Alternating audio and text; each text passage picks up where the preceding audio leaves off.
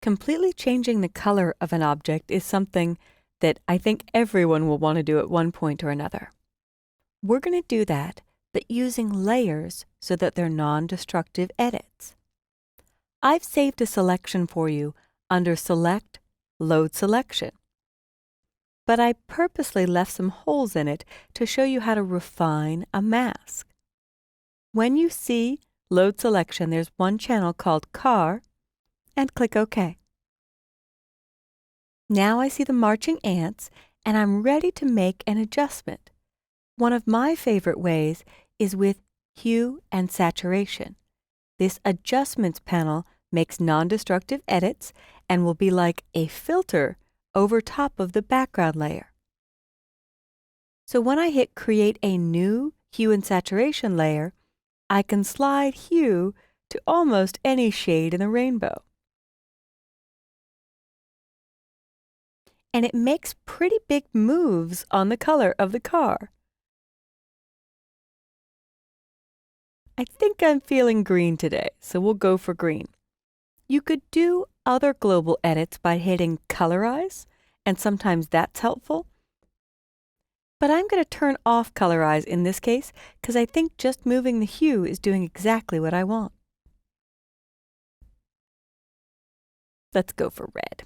All right, I've settled on my red car. I can increase the saturation, which may cause it to look fake. I can pull out saturation, it goes towards a gray car, but I'll leave it just slightly in the positive. I can go for a darker shade of red, but be careful. Lightness often makes it look fake.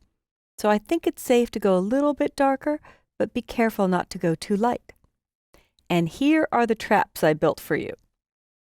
If I collapse Properties, which is where you modify any adjustment layer you've created, if I collapse it by clicking the Properties icon once, you'll notice there's a little tiny silhouette in white of the car. White is revealing the hue and saturation adjustment. And I left these bumpy parts along the bottom so you could clean up this mask. Technically, because we had a selection, when we added hue and saturation, it created a mask. So I will zoom in with Command plus or Control plus, and I will go to my Paintbrush tool. B for brush will get me there. Once on my Paintbrush tool, white will reveal more of the hue and saturation. So that's what I want right now.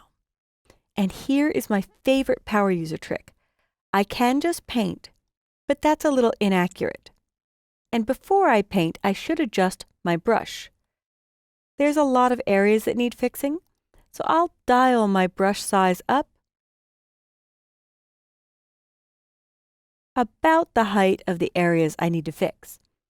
I also like a lot of hardness, meaning I want 95% of my brush to have a crisp, sharp edge, but 5% to taper or feather. That will blend better. So I tend to use a high hardness value when I'm editing a mask. One click here on the first area that's gone awry, and moving to the opposite side. Now I did a quick click and let go. Moving to the opposite side, I can hold down my Shift key and click once, and it plays Connect the Dots. It's fabulous for straight line editing, and then I just had a little bit of cleanup to do. I'll scoot over and try it again. One click, move to the right, hold down Shift, click again, a perfectly straight line, and I'll finish by cleaning up the remainder. So if I zoom down, there is my recolored car. I might want to name hue and saturation red if I'm doing different colors. I could try different colors on different layers. In fact, I'll put the red in front of hue and saturation just because it cuts off the name. So let's try this. I can go back to, oops, I missed an area. Back to my mask. Click once. Shift click. And I did a little painting. All right. Now I'm back on my mask. And another power user trick is on the Mac, I can hold down Command and click once, and that loads this mask as a selection. Or on Windows, hold down your Control key and click once on the black and white mask. I'll hide Hue and Saturation, and I'll do another one, Hue and Saturation again, and try a different color. I really like the bright yellow on this car. It just seems to go with sports cars for me. So now I'll double click, name this yellow. So once it's named, I could do several mock-ups to the client. Imagine my client is Tesla. It's not, but that's the car. So once it's approved, they can tell me which one they like the best in the ad, the original orange, the red, or the yellow. And I do see one little tiny area that was picking up the orange at the top of the window, so I will make sure that my mask is targeted by clicking it. And white reveals. I want to reveal more of the yellow. I'll do a very tiny brush, anywhere from 1 to 3 pixels. So I might need to zoom in a lot. 3 works, I think. Click once, shift click. And actually the yellow's working, it's just not strong enough to cover up that area. If I hide it here and turn on the red, it's part of the mask. There's a subtle change there. But the reflection is the reflection. It may be picking up something else outside, so I'm going to let it go. And I'm very happy with the overall result. Often I turn on and off the layer or hide and show the layer to see if there's an object that's not changing.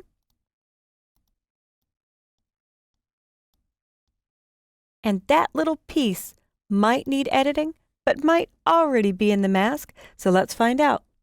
White reveals. It's definitely in the mask, so I'm fine. So this has been changing the color of an object using a hue and saturation adjustment layer. Find a photo where you have a very bright color and see if you can make a selection. I use the Quick Selection tool for this, and then after Quick Selection, refine edge, and then once I was finished and happy with it, I saved the selection under Select, Save Selection. So you guys could just start with Select, Load Selection. I hope you've enjoyed this tutorial. It's one of my favorite things to do, show global changes on objects using safe, non-destructive adjustment layers.